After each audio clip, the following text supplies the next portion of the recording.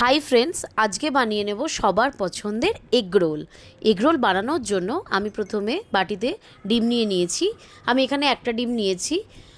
এবার আমি এর মধ্যে পেঁয়াজ কুচি, লঙ্কা কুচি আর একটু নুন দিয়ে ভালো করে এটাকে মিশিয়ে নেব।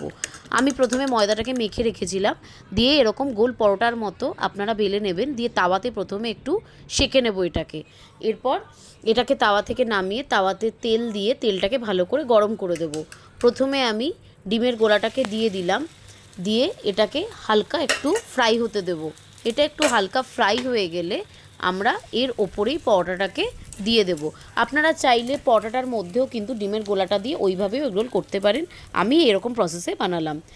এইবার দেখুন, এটা একটা পিঠ হয়ে গেলে আর একটা পিঠও আমরা উল্টে দিয়ে ভালো করে এগরোলের পরোটাটাকে ভেজে নেব, যাতে কাঁচা ভাবটা না থাকে ডিমের।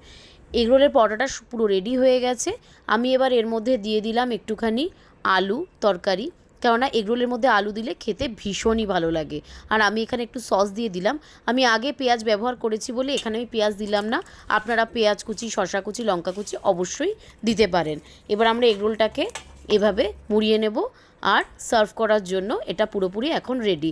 এভাবে বানিয়ে ফেলুন বাড়িতে সুস্বাদু এগরোল, খুব অল্প সময়, শর্ট প্রসেসে। Thank you friends.